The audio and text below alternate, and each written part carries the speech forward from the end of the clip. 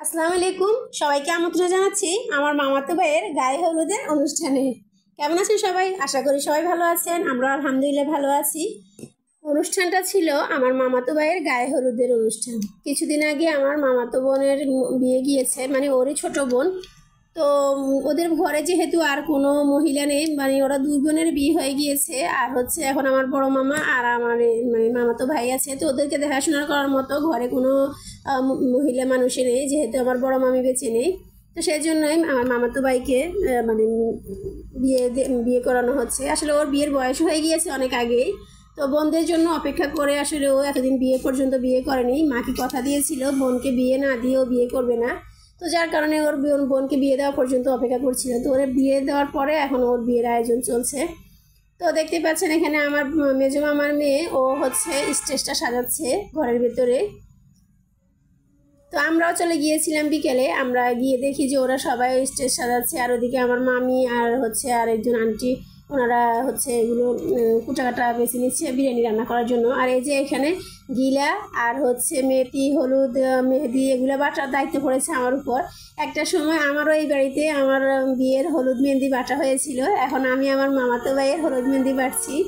মানে ভাবতে কেমন জানি একটা অনুভূতি কাজ করছে যে এই কাজগুলো আমার বিয়ের সময় এই কাজগুলো আমার মানে মামি করেছিল। এই যে মামিকে দেখতে পাচ্ছেন, এই যে উনি করেছিল। আর এখন আমি আবার আমার বড় মামার ছেলের বিয়েতে এই কাজগুলো করছি।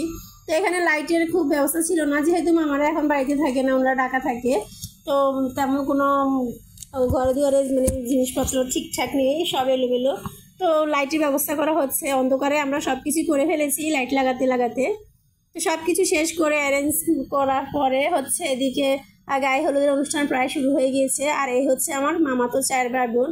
ওর বড় ভাইও হচ্ছে মানে ওদের সাথে থাকে না, ও আলাদা ওর বউকে নিয়ে থাকে।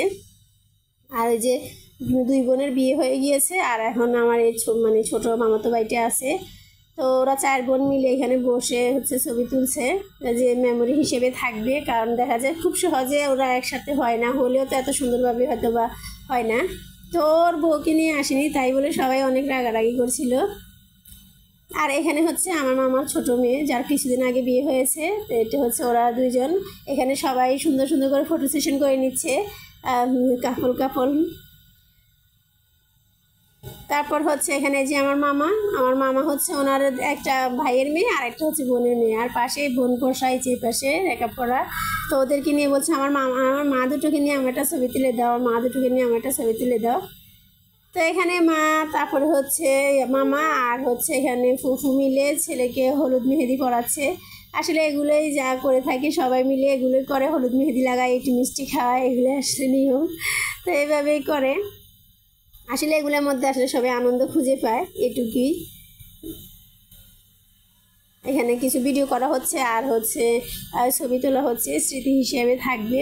কারণ মানে আমার মামাতো ভাই বড় মামারও সব ছেলে মেয়ের বিয়ে হয়ে গেছে, শেষ বিয়ে।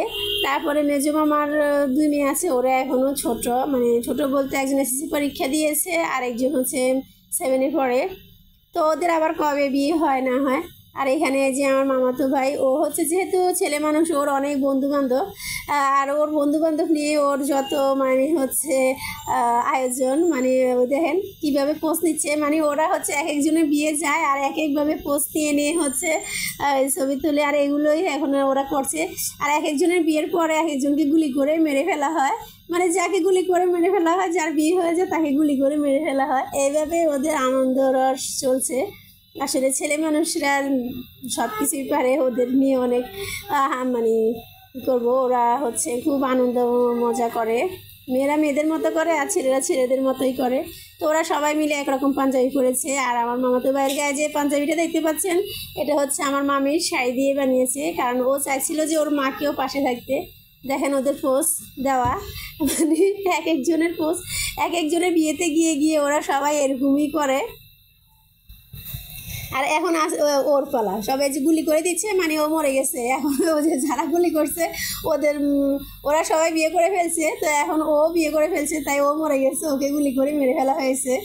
মানে এরকম আর কি, এগুলো একটা আসলে মজার স্মৃতি। আর এই সবগুলো কিন্তু ক্যামেরা দিয়ে ছবি তুলে রাখা হয়েছে, কারণ এগুলো হচ্ছে ওরা খুব যত্ন করে স্মৃতি হিসেবে রেখে দেয়। আর আমার মামাতো ভাই তো আগে একদিন বলেছিলাম যে ও অলরাউন্ডার, সব কিছুতেই পারদর্শী, নাচ গান অভিনয় থেকে শুরু করে ঘরের কাজকর্ম, এমনকি মানে যত রকমের কাজ আছে সব কিছু ও পারে, ওর দ্বারা সব কিছু সম্ভব। এই যে খাটটা যে ও কিন্তু ডেকোরেশন করেছে, ও নিজের হাতে তো মানে বানিয়েছে, শুধু জিনিসপত্র কিনে এনে। অথচ এগুলো কিন্তু বাইরে থেকে বানাতে গেলে অনেক টাকা পড়ে যেত, কিন্তু ও নিজের হাতে এগুলো সব তৈরি করেছে। তো এরকম করে আসলে বন্ধু বান্ধব মিলে আসলে ওরা অনেক আনন্দ ফুর্তি করেছে, দেখতেই পাচ্ছেন। আসলে ছেলেরা মিলে অনেক মজা করেছে। আর এখানে আমার নানুকে টেনে নিয়ে ও হচ্ছে ভিতরে নিয়ে গেছে নাচার জন্য। তো নানু তো লজ্জা পাচ্ছে, কারণ এতগুলো ছেলের মাঝে। তো পরে নানু কী করে জড়িয়ে ধরে নাতিকে, উনিও একটু নাচ দিল আর কি। এগুলো নিয়ে আসলে অনেক হাসাহাসি হয়েছে। আসলে বিয়ের মধ্যে একটু সবাই মিলে যখন একটু একসাথে হয়, হাসাহাসি করে অনুষ্ঠানে আসলে ভালোই লাগে। তার এখানে আমার বাবাটা এবার বর উঠে যাওয়ার পরে আমার বাবাটা একটু বসেছে, বললাম যে আসো তোমার একটা ছবি তুলে দিই। আর হাতে একটা টিস্যু ছিল, এটা দিয়ে বারে বারে মুখ মুছছে। ওর হাতে আবার টিস্যু থাকলে ও শুধু মুখে মুছছে একটু পরে পরে। তো দেখতেই পাচ্ছেন উনিও বিভিন্নভাবে পোজ নিচ্ছে, ছবি তুলবো বলেছি তাই। তো পাশে আবার আলামিন বলে ভাইকেও ডাকছে। তো ভাই গেছে, এবার টিস্যু দিয়ে বাইরের মুখ মুছিয়ে দিবে। দেখেন বাইরের মুখ মুছা দিল। তারপরে এখন আবার কিছুক্ষণ ভাই দুই ভাই মিলে এখন ছবি তোলার জন্য প্রস্তুত। তো কিছু ছবি তুলে ওর বাবার জন্য পাঠিয়ে দিয়েছি, ওর বাবা যেহেতু আসেনি, তো কিছু ছবি তুলে ওর বাবাকে দিয়ে দিয়েছি। আর এদিকে সব কিছু শেষ হওয়ার পরে মেয়েরা নিজেদের ইচ্ছা মতো কতক্ষণ নেচেছে। তো এটা আর ওরকমভাবে ক্যাপচার করিনি, যেহেতু সবাই মেয়ে মানুষ ছিল, তো একটু কোনো রকমভাবে অল্প স্বল্প করে একটু তুলে দিয়েছি। তো সবাই ভালো থাকবেন, সুস্থ থাকবেন। আল্লাহ হাফেজ।